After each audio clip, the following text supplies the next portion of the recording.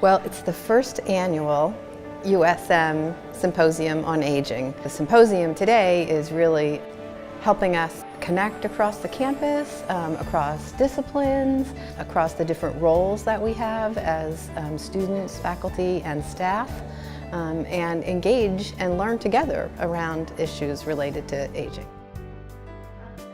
Well, we started the morning with a really inspirational keynote speech from Julie Sweetland from the Frameworks Institute.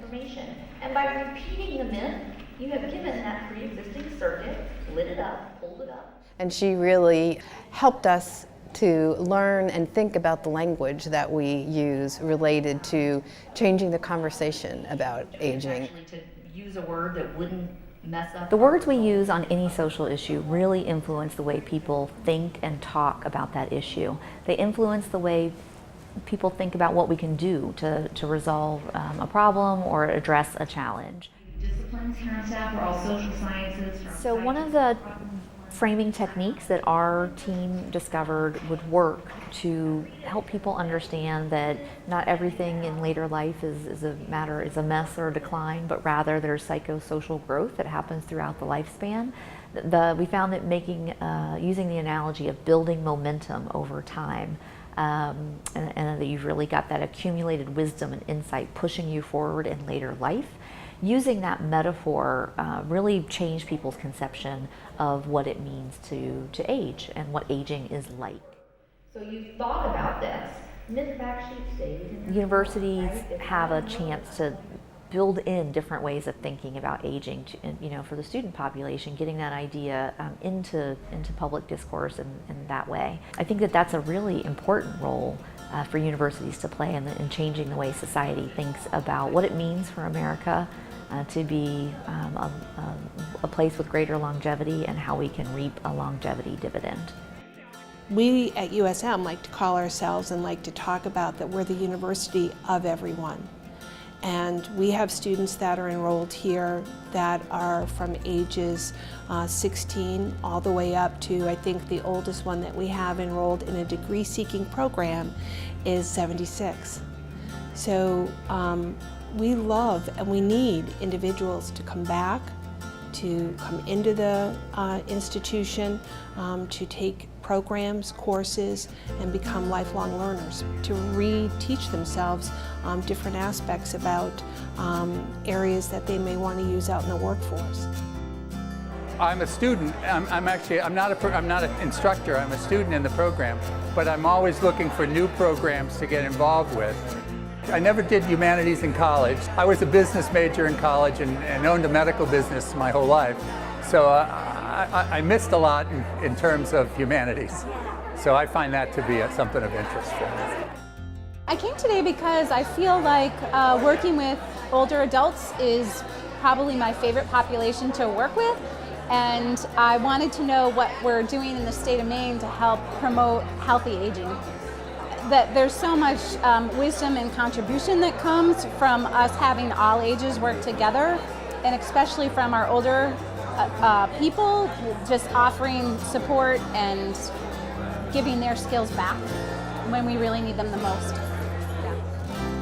We had identified early on in the Aging Initiative that we have so much happening here on campus involving older persons, work that we're doing, whether it's teaching, student learning, scholarship, but we didn't know what one another were doing. So we really needed to discover that. So this Aging Initiative was launched, and our workshop today was really to expound on that. I like to say that from the moment we're born, we're all aging, and in that sense, aging touches everything. And it really is a multifaceted, multidimensional issue. And so what the university allows is, through its breadth of knowledge and expertise across a continuum of disciplines, we're really able to supplement community organizations in their needs who are also looking at these issues. I think what really hit me over the head was the power of words, and that I am getting older, but we are all getting older. Even the college students now, we're all getting older together. And can we work together to make our village work for all of us? I loved that idea. There are 3 different workshop sessions going on today. One is a simulation to allow folks to experience what daily life is like for someone who has dementia. The goal is actually to help people maybe create a little more empathy and compassion for someone who is going through dementia.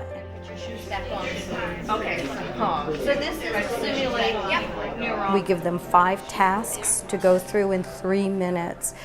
And it's very confusing and difficult, and somebody who's so used to being on top of everything and completing some pretty easy tasks such as clearing the table, setting the table, folding socks, now become very complicated. And it's for 3 minutes, and 3 minutes seems to be long enough for people to experience what it may feel like to be immersed in dementia. And yet my mom, she announced she could no longer live under his roof.